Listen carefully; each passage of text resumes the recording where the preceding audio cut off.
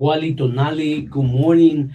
Welcome to PNN KHU, Poor People's Revolutionary Radio at 96.1 on the dial in East Oakland and streaming live online at www.poormagazine.org/radio. This is Muteado Silencio con voces de migrantes en resistencia. In studio with fellow formerly houseless co-poet, homefulness resident in Poverty Scala, Mikanala Lataini. Lenape lands to East Uchum, from the Congo to Palestine. Settler town to settler town, they keep up these violent sweeps, detentions, incarcerations, and removal. But we won't be bought, sold, or turned into products or property. Mama Earth is not for sale, at least not here, not now. On Poor People's Radio, we remain unsold and in resistance to settler colonial capitalism and always free. Yeah, this is PNN, not CNN, people. Welcome to Poor People's Radio. Always telling you the hard truth you may or may not want to see.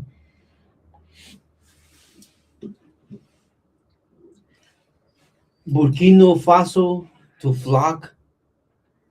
On today's Poor People's Radio podcast, we speak with warriors demanding the end of violence, of surveillance of indigenous people from the other sides of these false borders. And shout out to the warrior Poverty Scala hunger strikers in Delaney Hall in SoCal, New Jersey, Whoop, whoop. resisting the false border terror of detention. Then on the second half of our show, we will have an honor of speaking with comrades from Burkina Faso, if you don't know, are examples of an entire nation activating and implementing the resistance led by poor people themselves. But first, we go to Ruthless Radio, Poverty Scholar reporters struggling with these ongoing violent sweeps right here in Occupy Ho Chun. What's your name, sir? Keith Christopher, And what's your current housing situation right now? homeless. Been sleeping in cars and stuff for the last 15 years or so. Having a lot of problems. Family members passing away, stuff getting stolen. I sleep in cars. They towed my cars and stuff today. They took all our stuff today and moved us up out. And I'm glad that the person came by. They brought us up here. And so, how did you get to that housing situation? Like, how did you get there? Get here. No, how did you get home? Sorry. Like, how did that happen? I used to stay with my mom when we moved from Berkeley, and she passed away. She passed away in like 89 or something. And I've been out here ever since. And, I done been shot, robbed, you name it. I just turned 64 April 4th. And I got a lot of health problems, and I'm getting older, not younger. And it took my clothes, my place to sleep again.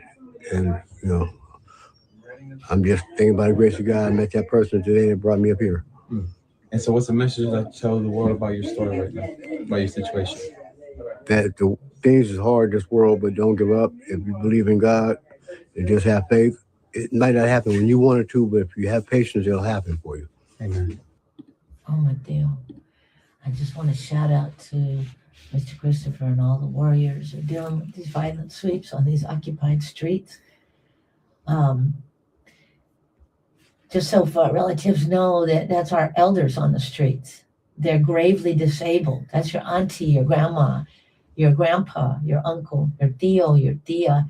This is the violence. And under this so-called conscious administration, right here in Ochun, same thing. Talking about, the politrickster day. Here we are on the so-called voting day under Newsom, ordering Grants Pass versus Johnson. Under the previous Mayor Sheng Tao, ordering more violent sweeps of our bodies and our lives. And now under Mayor Lee, nothing's changed. Some 3 to 4 to 5 times a day, relatives are having their clothes taken, their tents, their jackets. Don't be houseless in these settler towns. Don't even think about it. Don't sit down. That's why we do the Homefulness Hotel Fund, the Bank of Community Reparations, where we teach young folks with race and class privilege about radical redistribution, because us poor folks who don't got 2 nickels to put together can't afford these lies of rent, can't afford the trauma, and also deal with complex trauma of racism and classism in this occupied land. So shout out to all the reparators who make the Homefulness Hotel Fund possible. The relative that you just saw is now in a hotel for the next 2 weeks. We're going to be trying to transition into some kind of long-term housing, which means navigating these nonprofiteers who, as you know, last week in our action, where do we sleep? Nowhere to sleep. They're closing their doors too, which gets us to the Lie of Rent Fund. We had 2 families show up yesterday who can't afford this lie of rent, where Mama Earth is considered a commodity. So any support for that is appreciated. We are trying to right now raise $3,000 to keep a mama with 3 children inside, and another mama with 3 children inside, and a disabled elder inside. So yeah, if you're interested in supporting any of that, go to www.poormagazine.org/donate. 100% of resources go directly to our folks. That's how we roll here. Poor, we are making money on money. We poor folks too. We're just blessed to have a roof because of homefulness, a homeless people's solution to homelessness. Having said that, so much gratitude to the warriors that I'm about to bring in right now. Our sister warrior, who is one of many folks who are resisting this violent form of surveillance that is known as FLOC, which frankly, as a poverty scholar, I've already been impacted by, but I don't even know what FLOC is. So I'm really excited. Reem, welcome to Poor People's Radio. Hey, thanks so much for having me. For sure. So maybe you could start by just telling listeners and viewers, what is FLOC? Really don't understand. Yeah, it's a great question, and I'll try to, please, stop me if any of this is unclear. FLOC is actually a brand of a specific kind of technology, right? So there's other brands like Axon and others, and it's a technology for license plate scanners. So like, if you're moving in and out of a parking lot, I don't know if you've ever experienced this. There's some that don't even need, your ticket. They record your license plate, or, even when you're passing the bridge toll, right? They're scanning your license plate.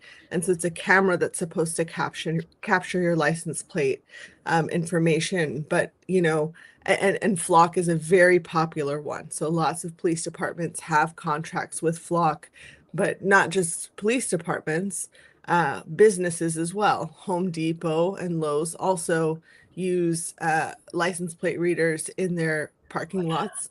And one thing that surprised me is even universities, some of them have contracts with FLOC for cameras. Wow. And also HOAs, right? Actually, like, I live in Oakland, and so driving through Piedmont, there, God knows how many license plate scanners are there. So many HOAs and neighborhood community groups also have these cameras. But in terms of what information they capture, I think there's this myth that it's just license plate data. That's not the case.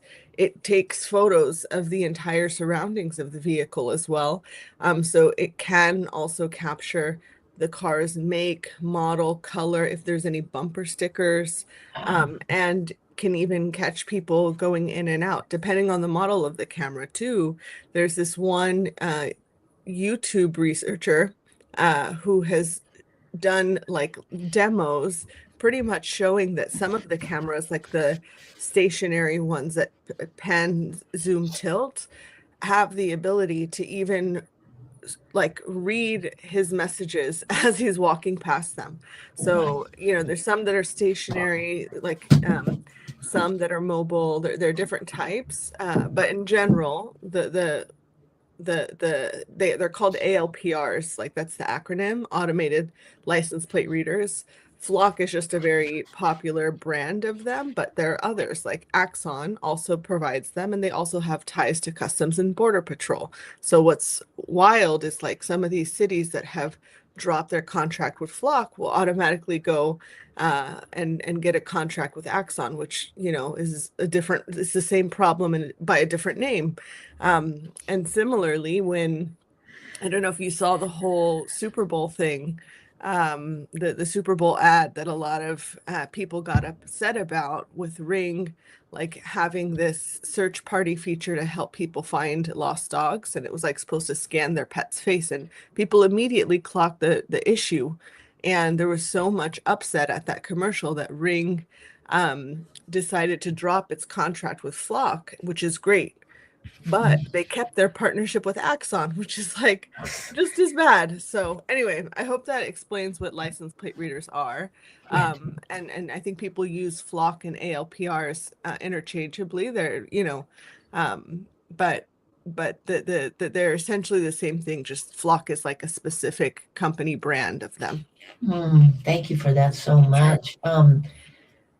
And so just in Deep East Uchun here, Deep East Oakland, an intentionally blighted poor people of color neighborhood, we already got tracked because we were supposedly going a little bit over or close to the speed limit. I was like, what? They actually sent a letter threatening us with a violation. It was the most bizarre, on another level. Yeah, I got one of those too. I live in East Oakland myself. And so like I remember when this is a big thing that actually I remember when this was being debated at city council, a lot of people were like, all this is going to do is these are going to be put up in neighborhoods that are already struggling, and you're just going to add financial burdens to them. And it's funny because like, I drive down the 13 or any of these other, never have gotten one of those automated violations. It's only when I'm driving down 73rd, and so I know exactly what you're talking about. And I immediately I'm sure all of our neighbors have probably gotten it. You like for a split second, because they're hidden too, right? So you don't necessarily see it coming, but it just criminalizes being in poor neighborhoods or being poor. And I appreciate you naming that specifically. We don't see them. I think that's a really crucial piece of it. I want to transition to the badass work that you all did. So tell us about why your folks and you went to Lowe's. What's the connection with that? Yeah, it's a good question. So it's so great actually to see how many people have gotten involved in the deflock movement. And like I said, it's beyond flock, but you have to start somewhere, and this is where people have momentum. And the movement has become so large and so decentralized that you could practically find people who are organizing in virtually any large city already to try and get these cameras out of their city. So in terms of like where we thought we could contribute, we were noticing not too many people were paying attention to the companies who have contracts. And when you think about it, if a city cancels a contract, that's great. That probably removes 20 to 30 cameras out of that city. But if you can get a company like Lowe's to drop their contract, they have 1,700 locations across the state or the country. And so that's a lot, like in terms of harm reduction and getting cameras off the streets, that's a big win. So that's part of the reason we really wanted to go after Lowe's. The other reason is they're directly complicit. Some researchers and have been sending Public Records Act requests. And this is actually how we even found out that Lowe's had a contract. There was a case in Texas where the county sheriff's office in Johnson, Texas, used the flock database to try and investigate an abortion. And so, EFF had, the Electronic Frontier Foundation had filed a records request, and in it, it came back that they had they got to see the records of what was in that license, in that flock database, and it showed that there was a Lowe's camera. So that's how we even found out that Lowe's had a flock contract. So they were sharing data with the county that, was using this to, investigate an out-of-state abortion, so they're directly complicit. And then I think there were some records requests in the South that showed that Lowe's had a voluntary, policy where, like, if a law enforcement officer wanted to get access to the footage, they just had to ask. Like the very, some places you have to have a court order or warrant. This Wow. place you just had to hand to heart say it was part of a bona fide investigation. That was all that it took. So for us, like, Lowe's was not getting nearly enough attention, which is why we wanted to target them. And we strategically chose Friday because it was their big shareholder meeting. And we thought this would be really good to draw attention to it, rain on their parade, not let them talk about profits without talking about this, right? So that was a big reason. And San Francisco was very strategic as well because, obviously it's known as a sanctuary city. And this is something that I wish more people understood so that they could hold their politicians accountable. People come to San Francisco, seeking refuge from immigration crackdowns or in order to access, reproductive health care or gender affirming care. And it's seen as the safe haven. And unfortunately, a lot of this is just talk. It's just virtue signaling, because the San Francisco Standard reported that San Francisco Police Department let cops run more than 1.6 million illegal searches on city license plate reader data, because in California, we do have a law that's supposed to protect our license plate data from being shared with the feds or other outside agencies. But SFPD let San Francisco data be searchable with outside law enforcement agencies, and 19 of those searches were done on behalf of ICE, which is like, so this is serious. And I think this was why we really wanted to work with the DFLOC SF group, because they were just getting off the ground, and this was their very first action, actually. Lowe's is, the Lowe's San Francisco location is a place where we wanted, to send the message that we're going to have to defend our sanctuary city status, because clearly our politicians are not, clearly the police department is not. I mean, it doesn't surprise any of us, but still, I think this was something people weren't even aware of. And there's like this false sense of security that, oh, I'm walking into San Francisco, I must be safe from surveillance, I must be safe from these things. And that's not the case, unfortunately. Exactly. Yeah, again, just want to say thank you for sharing all this information with us and the work that you guys are doing. I just want to echo, as a brown person living here in Oakland. That feeling, the constant surveillance, and yes, and then while you're driving here in Oakland, compared to in different parts in the Bay Area, feels like Oakland more and more is becoming like a small Palestine, where we're being surveilled, where every move is being documented. And it does something to the mind, and to the psychic. I want to say, for just black and brown people here who are trying to survive, we are feeling this, Yeah. and just thank you for sharing this information. What are the things that some folks can do, to get active, to fight against these flock cameras, and it's I wish I could go into depth, the feeling, almost more and more of Oakland becoming like a concentration camp, and the feeling that we're always being watched, and even that you're not even breaking the law, Yeah, thank you. feeling like you're doing So something wrong. wrong, Yeah. No, I'm glad you mentioned that, because, like,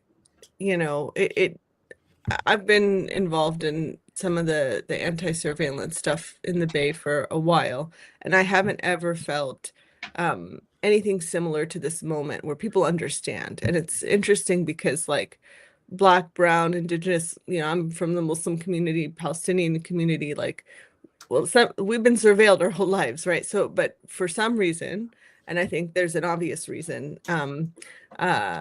people are starting to wake up and understand like the connection between mass surveillance, for example, and ICE raids, right? I think seeing what's happening in Minnesota has unlocked for people who didn't follow this before, who didn't understand the threat of surveillance before, that it really is something that it makes us less safe, right? There's this lie that gets told all the time that surveillance is necessary for public safety, but now we can see how it actually has created a public safety harm.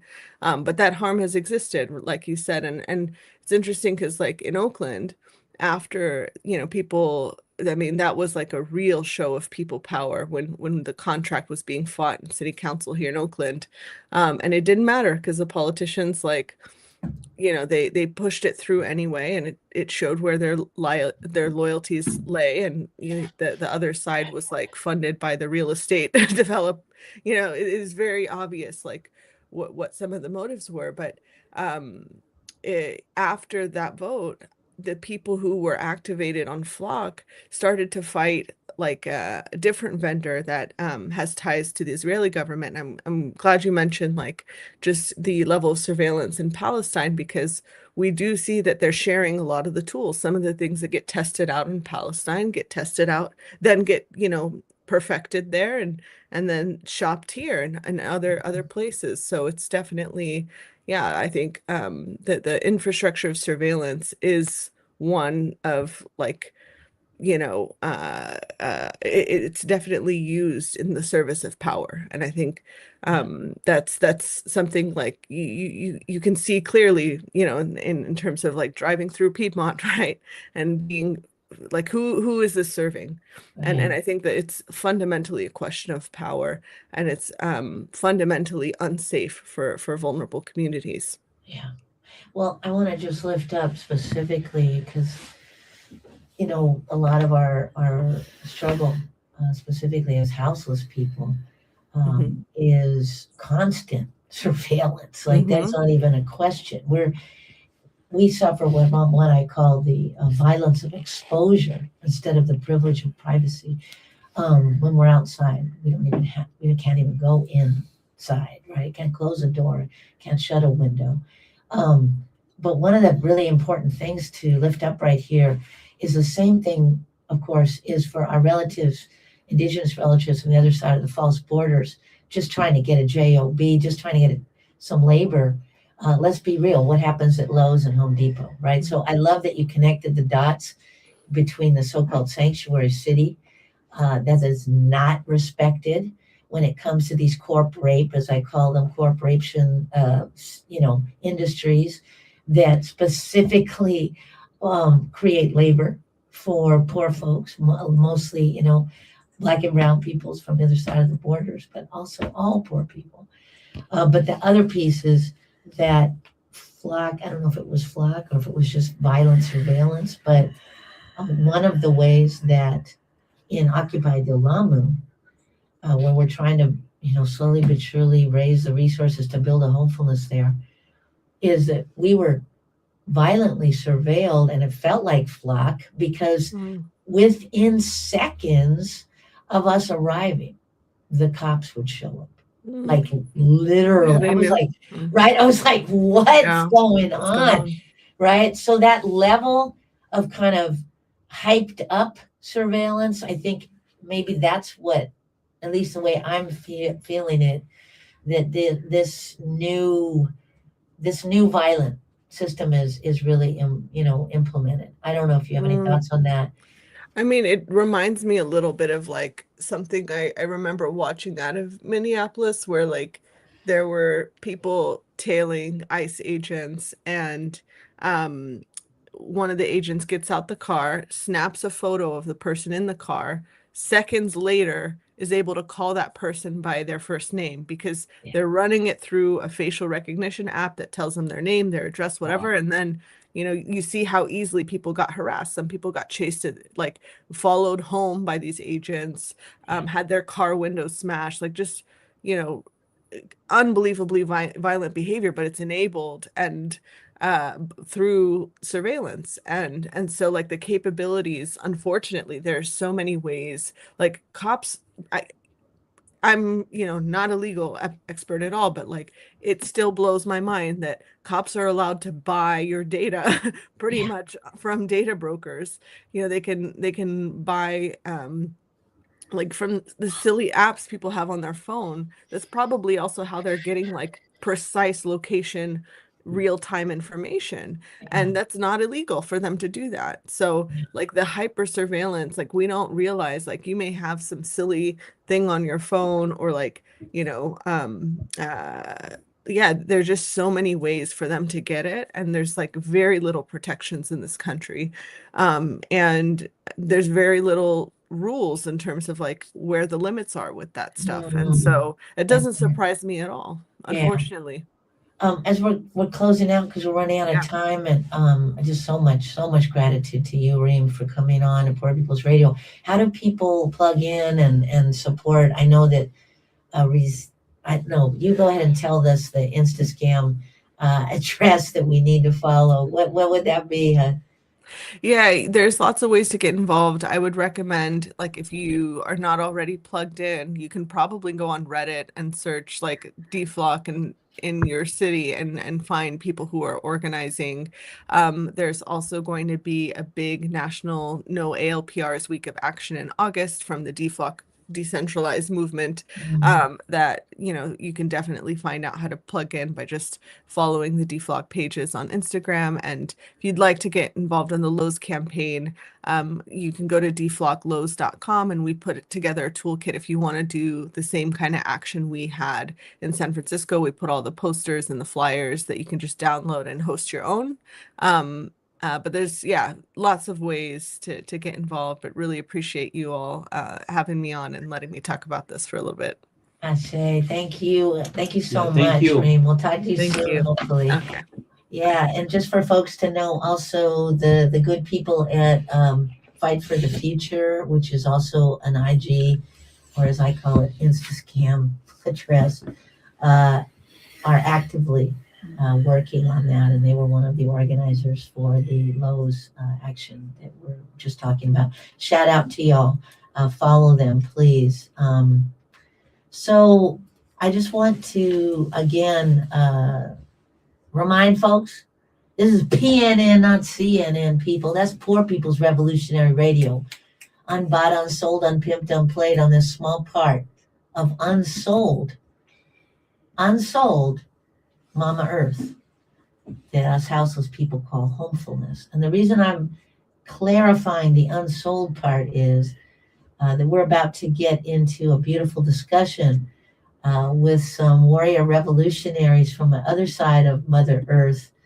And, I think it's important to name that this kind of revolutionary grassroots media that we're doing right here at Poor People's Radio wouldn't be possible but for the fact that we are on this liberated small part of Mother Earth. And I just want to shout out to the First Nations people of this land, for without whom there be no us, who walk with us in this process to spiritually and legally unsell Mama Earth, which was never for sale.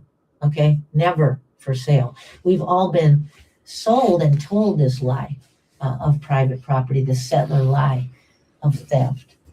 And it's very important as we're entering this conversation now that we're blessed to have.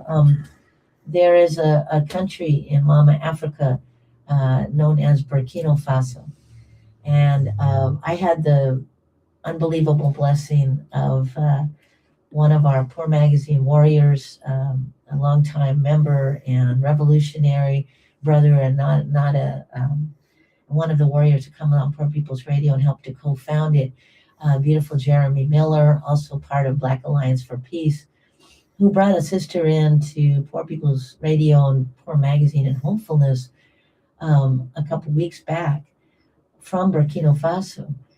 And one of the beautiful pieces that folks don't know is that country is implementing liberation. Now just think about that. An entire country implementing liberation. An entire country taking back Mother Earth from the settler colonial terror of, so-called owning by people who come in and claim that it's theirs.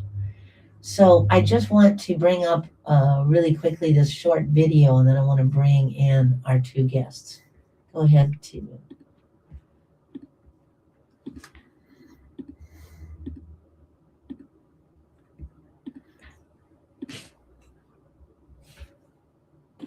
Nous luttons pour l'Afrique. Nous luttons pour l'homme noir. Parce que le continent souffre encore. Regardez ce qui se passe au Soudan. On extermine les frères noirs. Regardez ce qui se passe au Congo. Regardez ce qu'ils sont en train de s'aimer dans le Sahel. Un peu partout, ils manipulent les noirs pour qu'on s'entretue.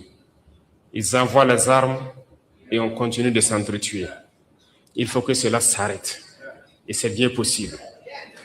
Et la première arme que nous pouvons utiliser. So it's just a little bit of some of the energy that is being activated in Burkina Faso. Welcome, Jeremy. Is Jeremy there as well? Mhm. Welcome, relatives, to Poor People's Radio. Greetings! Hey, Greetings, revolutionary Morning. greetings. I'm so happy to be on. All right. Wow, this is beautiful. And for listeners and viewers, please stay tuned for some activation of liberation from our warriors here. Maybe both of you could introduce yourself first real briefly and talk about, Sis, why don't you start? Okay, sure. Thank you so much. Revolutionary greetings once again. My name is Kamrad Inem. I am a Pan-African organizer. I am one of the co-founders of the Thomas Sankara Center, which is a revolutionary Pan-African political and ideological education center and lending library based in Burkina Faso and Niger.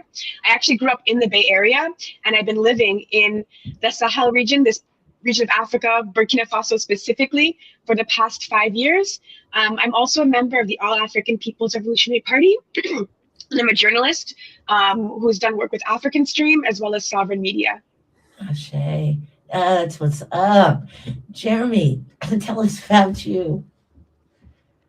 I'll give a just extremely abbreviated version. I am a longtime grateful family member of Poor Magazine, and I am in the Black Alliance for Peace. Particularly, we have a local chapter here in the Bay Area that we informally, affectionately dub BayBAP, and also work with the Black Alliance for Peace Africa team, which is a segment of the larger national and international alliance that particularly focuses on affairs as they pertain to the African continent.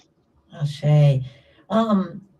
I guess maybe what we could start with, Imam, is you talking a little bit about what's actually happening in Burkina Faso. Give listeners and viewers who don't know some of that history of liberation, if you could.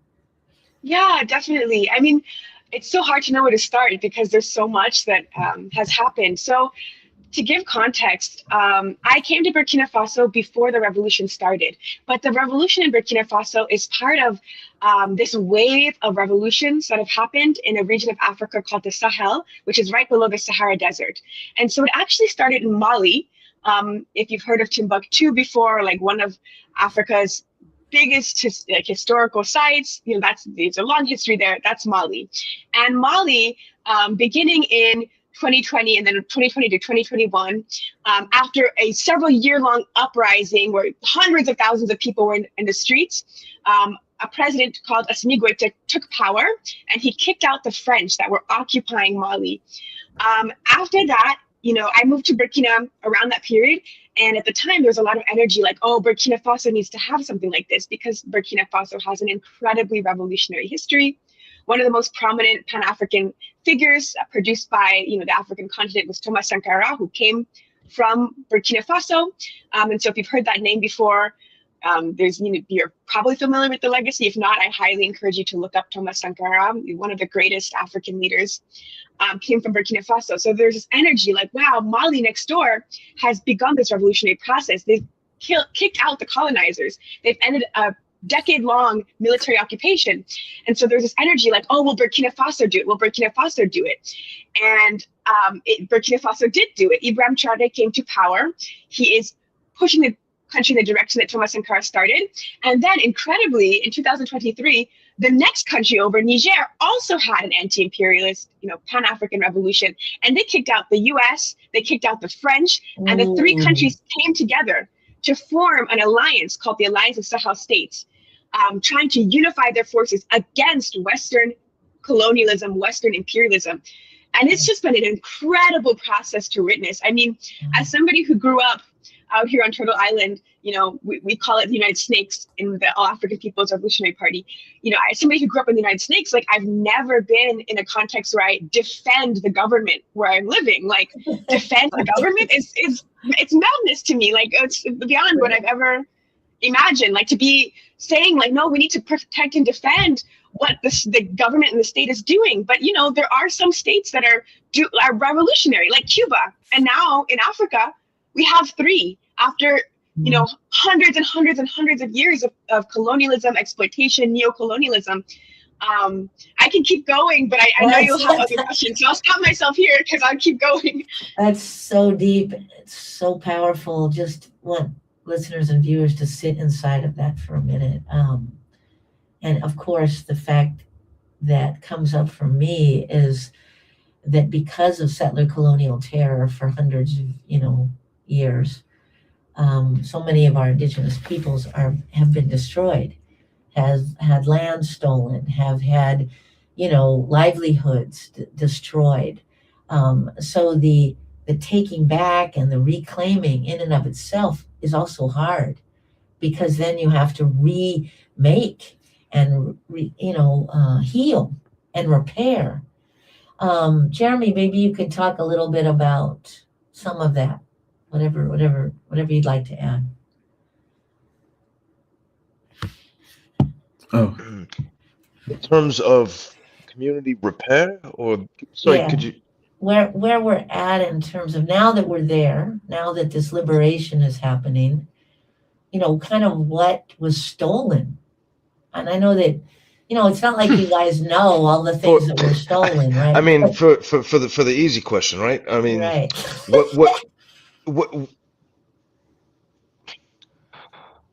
what was stolen ultimately are millions of lives. What was stolen is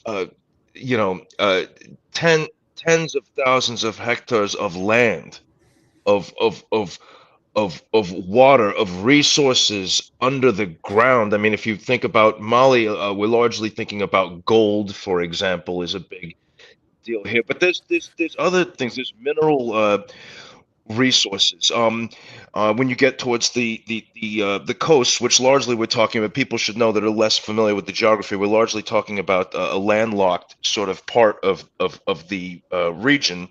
When we think of Mali, Burkina Faso, and Niger. In Niger in particular, we're talking about uranium, which, effectively has kept the lights on in France for the last, That part. since at least the 60s, right? So, I guess that so much has been taken, and this is just dealing with the material aspects. Of course, there are the political aspects, in which case sovereignty has been historically ripped asunder, for centuries. So there's a lot there. Yeah, no, but that's really good for folks to understand and overstand when we're talking about even the process of reclaiming. Because, again, I'm thinking of Uchun, I'm thinking of right here in Yalamu, I'm thinking of Turtle Island, right? And even when indigenous peoples, succeed in the land back efforts, there is so much that has been taken from people. We don't end up on the street for no reason. We don't end up in a tent with our jacket being stolen by the state for no reason, right? And so bringing back that violent settler colonialism, I guess now that brings us to what But does the healing, what does the repairing, what does the reclaiming look like? And maybe well, Inem, you could talk about. real quick before Oh, we go leave ahead. that last point, there's just Yeah. one last thing that I thought that people should know because it doesn't come up much for certain reasons. It doesn't come up very often. But when we're really thinking about material realities, I also want to point out that when people think about slavery in the United Capitalist Prison States of America, and they think about the industrial aspects of chattel slavery in the United Capitalist Prison States of America, one of the first things that comes to people's mind is picking cotton. I think I would be remiss to point if I did not point out that, for example, Mali is one of the largest cotton producers in the world. So this is like they you no longer necessarily see it in the same way in Mississippi, right? But that doesn't mean that it went anywhere. And so you have all those politics to deal with as That well. part. Thank you for that. And Kim, those connections, all of these things are connected. Inem, maybe you can talk about what is going on. What does this liberation look like? Yeah. These are all really good points, and I want to touch on some of them, and then I'll talk about what's happening, what's changing. Please. I mean, one of the things, even in terms of the question of loss, a lot of people don't know the extent to which colonialism was extremely violent. Globally, of course, everywhere, and it's like Turtle Island, exceptionally so, but also in a lot of places. So like as people are learning more about Africa right now, some people have heard about the Congo Free State, King Leopold, what he did to the Congolese people. And some people are aware that the Germans committed genocide in Namibia. People are much less aware that that was actually not rare in Africa. That kind of violence was pretty standard. So in the Sahel, there was a mission called Voulez Changwan, led by two Frenchmen who colonized the region. They colonized Burkina Faso and Niger by way of the sword, and it was a bloodbath. They killed hundreds of thousands of people. They went around burning villages down. They were hanging, men, women, and children, leaving their bodies to be devoured by hyenas and vultures. It was really like a bloodbath. That was how the French came into the Sahel. That was the level of violence that people endured and survived. And it really does mirror the types of colonialism we see all over the place. And then I also want to touch real quick, and I want to talk about the changes, but Comrade Jeremy mentioned the uranium, and I think that's such an important point. I want to preface by saying, obviously, I don't like the World Bank. They're on the top of the list of the thieves that are stealing from Africa. But they kind of function in a way as an intelligence agency. So they get a lot of information and they have a lot of statistics on us. They're studying us very well wherever we are. And so one of the statistics they have is they say that about 80% of Burkina Faso and Niger do not have any access to electricity whatsoever. And I've been around and I'd say that's pretty accurate. The vast majority of people don't have any power source in their house. They don't have any light bulbs turned on. They live without electricity.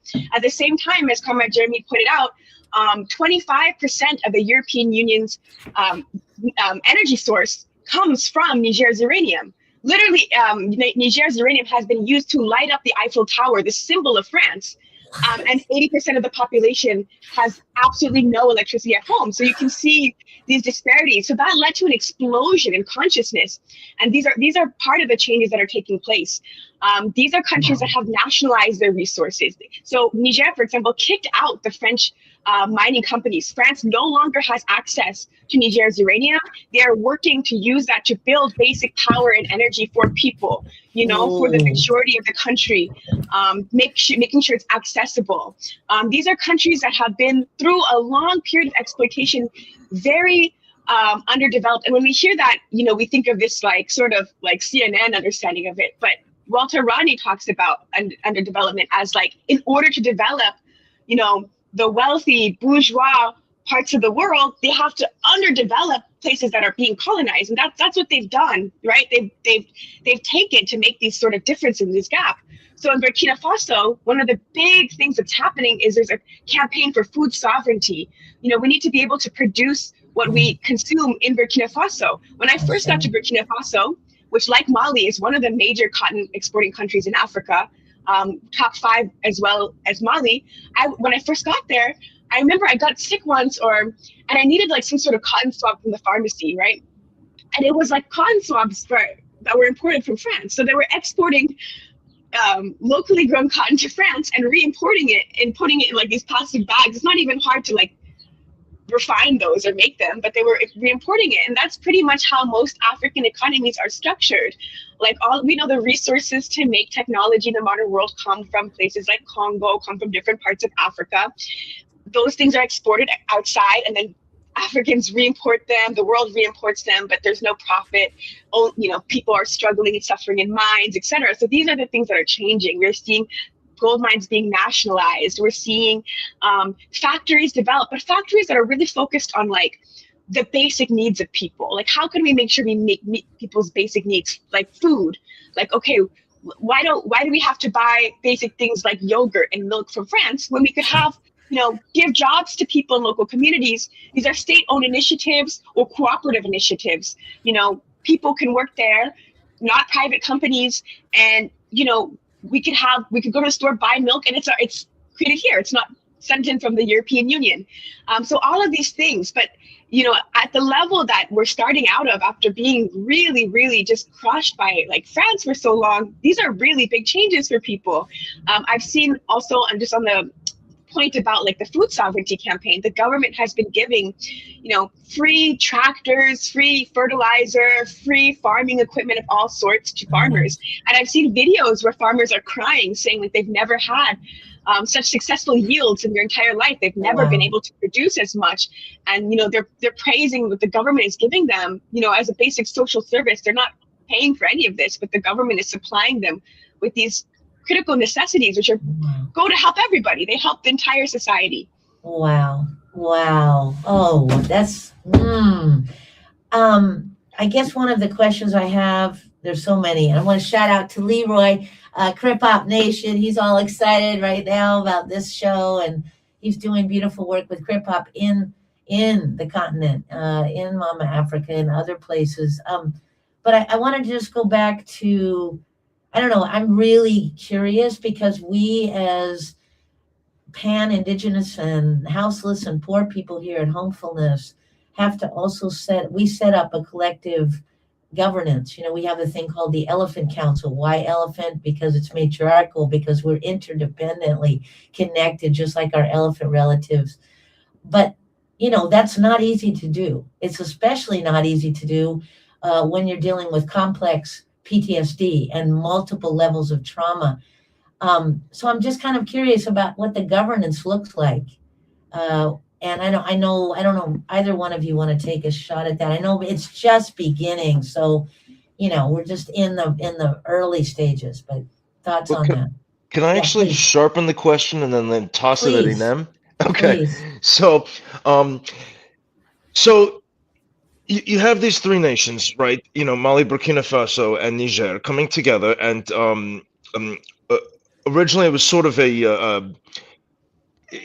just a sort of fraternal bond, later evolved into formally being announced as an alliance, the Alliance of Sahel States, or you know, in French, AES, Alliance d'État du Sahel, right, or Sahelian, you know. So, but now there've been further developments, right? And there's been a deepening of these ties, and new protocols have been voted on in the respective sort of parliamentary structures. And this it's been federated effectively.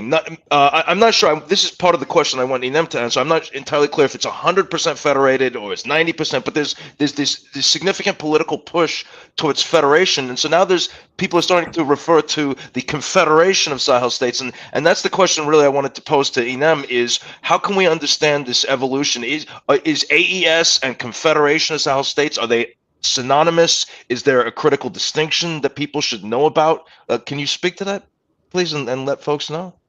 Yes, that's a great question, and that really gets to the heart of the struggle for Pan-Africanism. And I know a lot of people who around the world who've been colonized can relate to this, but we remember that, you know, in Africa, the borders were imposed by European colonialism, right? There's the Berlin Conference in 1884 to 1885. France colonized a lot of the Sahel, but at a certain point, they passed a law in the 50s where they broke up their colonial chunk of Africa into little sections, and try to do everything so that one independence, quote unquote, independence, not a real independence, but like a pseudo independence came, that these states would not be unified. So that there's been a long struggle, going back to even to the 19th century, of Africans trying to unify, like Marcus Garvey talked about, uniting Africa. Kwame Nkrumah, was one of the first, or pretty much the first leader in power in Africa who talked about uniting Africa. So there's this big push of we need to tear down these colonial borders. A lot of people have family across the borders. These are like this, they're the same people. They, for thousands and thousands and thousands of years. I mean, this is also, to give context, the region of the world with the largest nomadic groups on Earth. Wow. So for thousands and thousands and thousands of years, people have been crossing those borders. It's part of their livelihood to be able to cross the colonial borders with their cattle. And, that's part of their basic survival as a people for a lot of the peoples and the groups in this region. So this is very, very, and a hugely important question. Wow. And to not speak too long to it, I do want to point out when Burkina Faso had the coup, or the revolutionary process after Mali did, there was a group of people who walked on foot from the capital of Mali to the capital of Burkina Faso. I don't know how many hundreds of miles off the top of my head, but very far. They're walking across countries calling for unification. So there was this huge push from the people saying, we want to unify, we want to tear down these colonial borders. So the Alliance of Sahel States now is a confederation, but confederation is a process. So when the Alliance of Sahel States became a confederation in 2024, Assimi Goïta was the first president of the confederation. It changes every year. And he announced that it was a confederation, which is different from a federation. A federation is like, it has one federal government, and there's maybe different local laws, right? Like the US is a federal state, but so is Brazil, Russia, Nigeria. There's a lot of federal states in the world. So Assimi Goïta said we're going to be a confederation, which is like a close alliance, working towards the process of creating a federation, which would mean ultimately that a citizen of one country is a citizen of all three, that they're tearing down the colonial borders. It's hard to give context to this to some extent, because it's like, if I go from California to Arizona, it's not a huge deal, and since you can get in Africa right now across the continent, it's extremely difficult. And again, there's people who have family all over the continent, but once you hit a colonial border, it's like, I can't even explain the level of hassle. It's like you're going to be waiting in line for hours. They're going to do like an extensive search. They might inject you with different, things. It's a huge process. You have to pay several fines. They ship you a lot of money. It's a real struggle for African people to get just from one country in the continent to another. It's incredible struggle. So this is part of the struggle, is to like destroy these colonial borders that the colonizers imposed, so that people just have basic freedom to move around in the places where their own ancestors used to move to and move around to. Ashe. I just want to lift up too. I don't ascribe at all to love for the so-called United Nations, but the UN Declaration on Indigenous Peoples was created by Indigenous elders over a 22-year process. Beautiful. And they said, we didn't use any white lawyers in our process, which I love.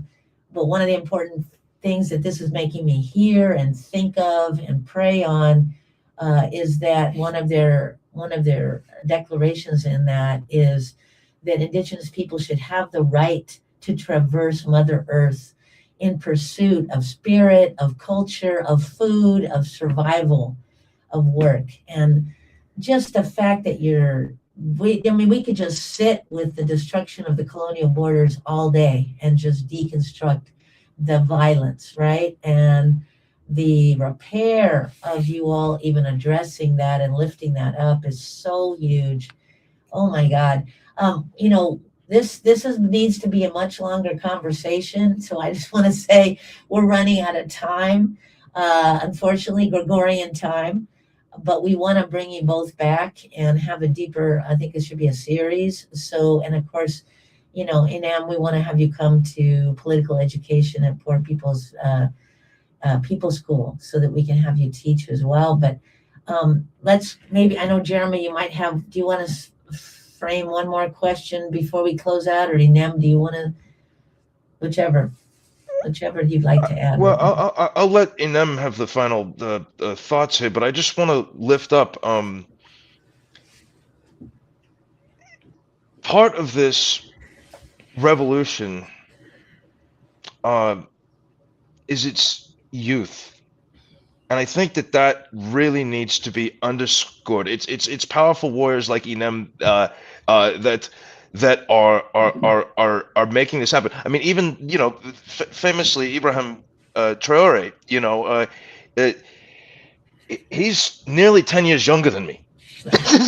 Right? This is and this is not and it's not anomalous, because the average age in the Sahel of the population is young. So there's something extremely significant globally about this aspect of it, that there really is a new turning in the work. And from there I'll send it over to Inem, and thank you for having us on the show tonight. Sure. Inem, what would you like to leave listeners and Thank viewers you. with? That's a really great point that Comrade Jeremy made. Ibrahim Traore, last I checked, was and is still the youngest head of state, unless somebody younger's come around, but I don't think so.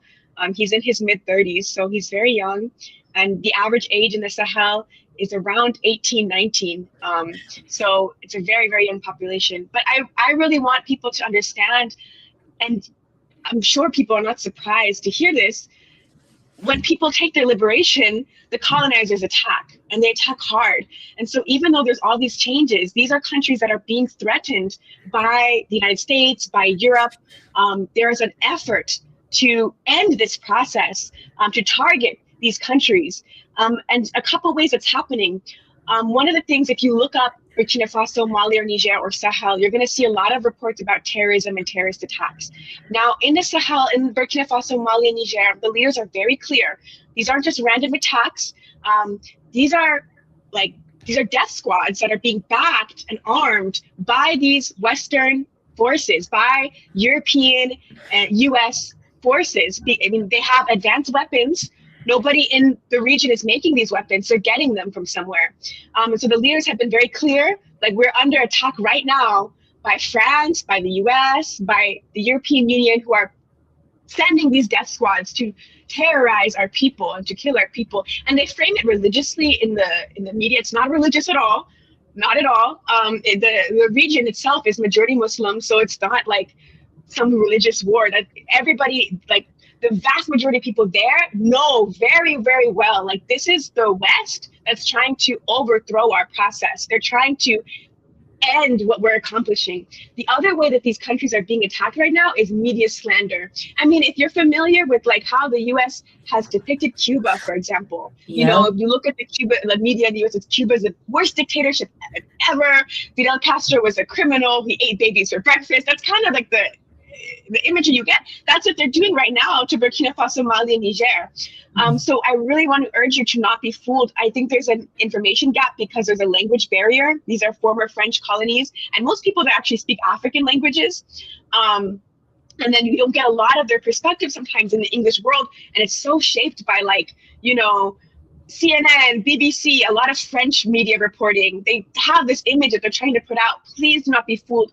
The overwhelming majority of the people are fighting so hard to protect and defend the revolutionary process and what the gains are, and they're never going to pass the mic to those people. You know, they're never going to put those people's perspectives up. They're always going to show you, you know, whoever has lost something through the revolutionary process, let's give him the microphone or her the microphone, you know. So please, don't fall for the media propaganda that's against these states.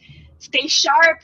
If you want information, you can follow us on Instagram, Burkina Books. We try to keep people updated and informed about what's happening in Burkina Faso, but also in Mali and Niger.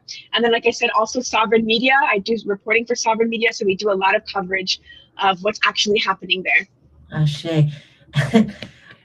I wonder, based on you know, the poor settler story, if we might be needing to welcome some confused white settlers into Americlan again. I'm sure President Crackerjack is hot on that problem. Like the folks that came from South Africa.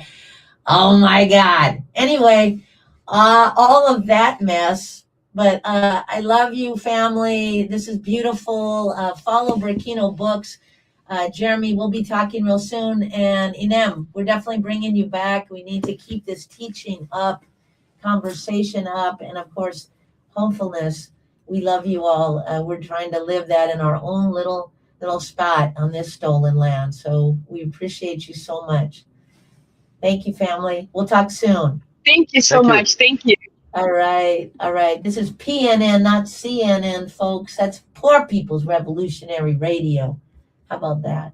Us poor people creating our own media, not for the state, but to liberate. So, Moot, tell us about the upcoming, speaking of liberation and culture, Crushing Wheelchairs is coming to Tavangar, to LA, and then it's coming back to the Bay. Moot, you want to tell us a little bit? Yes. And again, thank you, to all our guests for speaking truth to power. Yes, Crushing Wheelchairs will be in Tavangar. Again, thank you to Agnes Tree, to all the community. They have been supporting all the screen in Tavangar. So come out. And also, again, as our people, our community is being surveilled, under attack, polarized. Again, this is what we stand together as community and support community, which is basically Crushing Wheelchairs. It was done by all poverty scholars, all the cast, crew, are poverty scholars formerly and still struggling in poverty right now. Poor Magazine's in fact poor. And so, come and be with us. Then we're coming back to Yelamo. Can you bring that one up too? And yes, thank you to my nephew Tiburcios, who's showing the flyers. Yes. Powerful flyers. What our comrade Israel number 2. Poverty scholars. Who currently on the street. Who's currently on the street right here in East Oakland, Ho-Chi territory. Yeah. And again, come and get some of this medicine. Of the resistance, of the medicine, of the true poverty scholars. Again, a lot of people want to put us in a box. They were all the same. They will all have the same story. They were all drug addicts. They were all, somehow, couldn't be self-determined, which we know is a lie. Sure. We know that poverty scholars come from different walks of life and have faced different struggles, and so this is the lives of them. This is the stories of them. We say we're not acting, we're living. This is not the performance of poverty, family. This is the sharing of our story, her stories, because we didn't end up on the street by accident. As we're hearing about this colonial terror that happens right here on this stolen land, from Maya to Africa, right? We know that there are ways that poor people's bodies and lives are used as a commodity, part of the homeless industrial complex, part of profiting off us. And that's why we have these violent sweeps as the only solution to homelessness, right? So I do want to lift up, come to either the screening and shout out to our Tavangar relatives. That's LA, June 25th at the Eagle Theater. It's the big Vidiots Theater. Come through, family. You know how we do. It doesn't matter if you got money. Everybody gets in. It's not about money. It's about sharing the cinematic medicine for all of our collective thrival. And they're right here at the Social and Economic Justice Film Festival. Shout out to ASEDGE, the Association of Social and Economic Justice, to Carl and to Francisco and all the warriors. That'll be at the Victoria Theater on July 25th. You can get tickets for either of these by going to www.poormagazine.org or click on the QR code. But on the front page of Poor, there's links to all of the places. And just sending prayer and power out for liberation, because that's what we need, self-determination, not more violent domination. So that's all for this edition of Poor People's Radio. To get a complete podcast, you can go to Poor Magazine on SoundCloud or poormagazine.org or wherever you get your podcast from. Follow us on Instagram, Facebook, X, Blue Sky, at Poor Magazine, or at Poverty Scholar. To get the complete video podcast, subscribe to us on YouTube, the Poor News Network channel on YouTube. This is PNN, not CNN, people. Woo! Our power to the people. Power.